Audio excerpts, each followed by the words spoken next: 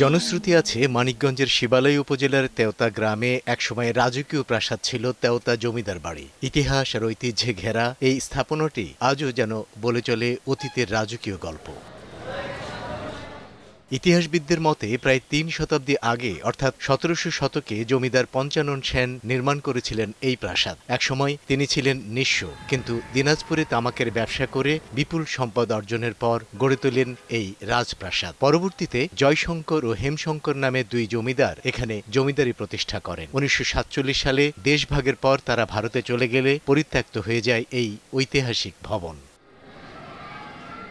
তেওতা জমিদার বাড়ি প্রায় ৮ একর জায়গা জুড়ে বিস্তৃত। মূল প্রাসাদের চারপাশে রয়েছে বড় পুকুর, নাট মন্দির, নবরত্ন মঠ সহ বহু স্থাপনা। প্রধান ভবনটি লালদিঘি ভবন নামে পরিচিত। একসময় এখানে নাট্যশালা, হেফাজতখানা, অতিথিশালা সবই ছিল রাজকীয় আয়োজনে ভরপুর। জমিদার বাড়ির উত্তর দিকের অংশটি পরিচিত হেমশঙ্কর স্টেট নামে আর দক্ষিণ দিকটি জয়শঙ্কর স্টেট নামে। মাঝখানে রয়েছে পুরনো নাট মন্দির। মূল ভবনের নিচে আছে এক রহস্যময় চোরা কুঠুরি, যাকে স্থানীয়রা অন্ধকূপ বলে ডাকে। কথিত আছে জমিদারদের গোপন কক্ষ ও সম্পদ রাখার জায়গা ছিল এটি। বর্তমানে পুরো জমিদার বাড়িটাই ধ্বংসস্তূপে পরিণত হয়েছে। দর্শনার্থীরা বলছেন যথাযথ সংস্কার ও সংরক্ষণ হলে এটি হয়ে উঠতে পারে দেশের অন্যতম ঐতিহাসিক পর্যটন কেন্দ্র। এই জমিদার বাড়ি, অবহেলিত বাড়ি, সরকার সংস্কার করার জন্য একটা প্রস্তুতি নিচ্ছে।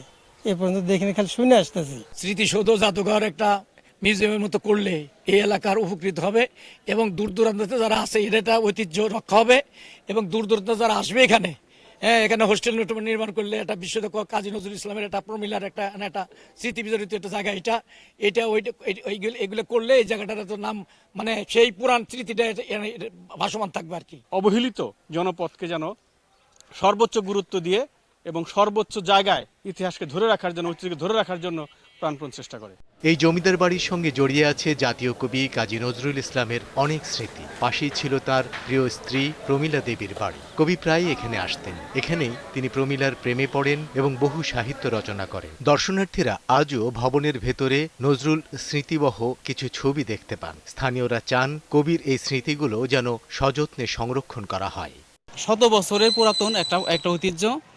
কাজী নজরুল ইসলামের স্মৃতি বিজড়িত প্রমীলা দেবীকে উনি ভালোবাসতেন। সেই ভালোবাসা টানে উনি সুদূর কুমিল্লা থেকে, আসানসোল থেকে আমাদের আরিচার এই 2 কিলোমিটার উত্তরে মানিকগঞ্জের তেওতায় তিনি অবস্থান করেন জমিদার বাড়িতে। জমিদারের নাতনি, তার ভালোবাসায় তিনি আকৃষ্ট হয়ে উনি এখানে অবস্থান করেন।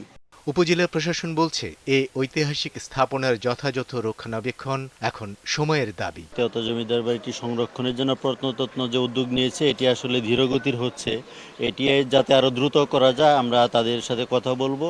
একই সাথে একজন বিচারপতি মহোদয় এখানে এসেছিলেন, তিনিও এটি বিষয়ে একটি বিস্তারিত পরিকল্পনা করার জন্য বলে গিয়েছেন।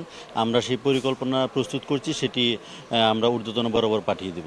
ঢাকা থেকে প্রায় 90 কিলোমিটার দূরে আরিচা ঘাট পেরিয়ে পৌঁছানো যায় এই তেওতা জমিদার বাড়িতে। মাত্র কয়েক মিনিটের রিকশা বা অটোরিকশা যাত্রায় চোখে পড়বে ধ্বংসপ্রায় প্রাসাদের গম্ভীর দেয়াল, শেওলা ধরা ছাদ আর ইতিহাসের নিঃশব্দ প্রতিধ্বনি। সময়ের ছাপ মুছে গেলেও তেওতা জমিদার বাড়ি এখনো দাঁড়িয়ে আছে ইতিহাসের সাক্ষী হয়ে। যথাযথ সংরক্ষণ হলে এটি হয়ে উঠতে পারে মানিকগঞ্জের নয় বরং দেশেরই এক অনন্য ঐতিহাসিক পর্যটন কেন্দ্র। সময় সংবাদ, মানিকগঞ্জ।